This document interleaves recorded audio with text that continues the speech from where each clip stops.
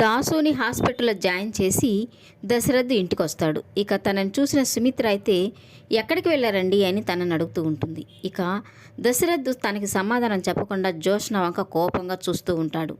ఇక జోష్న అయితే ఏంటి డాడీ అలా చూస్తున్నాడని టెన్షన్ పడుతూ ఉంటుంది. ఇక సుమిత్ర అయితే మన గది తలుపులు ఎవరు లాక్ చేశారు, నా సెల్ ఫోన్ కూడా పిల్లో కింద ఉంది, ఎవరు చేశారో అర్థం కావడం లేదు అని చెప్తూ ఉంటుంది. ఇక దశరథ్ అయితే ఇదంతా జోష్న చేసింటుంది అని మనసులో అనుకుంటూ, అదేం కాదులే సుమిత్ర, ఫోను నువ్వే పెట్టి మర్చిపోయి ఉంటావు, పని మనిషి ఎవరు లేరని గది తలుపు లాక్ చేసుకుని వెళ్ళి ఉంటుంది, అంతే కదా జోష్న అని జోష్నను అడుగుతూ ఉంటాడు. జోష్న సమాధానం చెప్పకుండా అలాగే దశరథని చూస్తూ ఉంటుంది.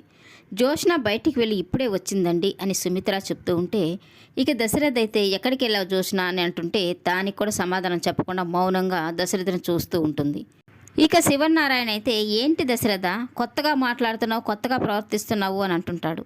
ఇక దశరథ్ అయితే కొత్త విషయాలు తెలుస్తున్నప్పుడు, కొత్త విషయాలు చూస్తున్నప్పుడు కొత్తగానే కనిపిస్తానని జోష్నను చూస్తూ అంటూ ఉంటాడు. ఇక తన మాటలు శివనారాయణకి సుమిత్రకి అర్థం కాక అయోమయంగా చూస్తూ ఉంటారు.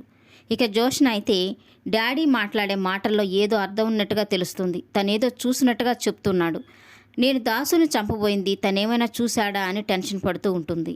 ఇక దశరథ చేతికి రక్తం అంటుకొని ఉండడం చూసిన సుమిత్ర కంగారు పడుతూ ఏమైందని అడుగుతూ ఉంటుంది.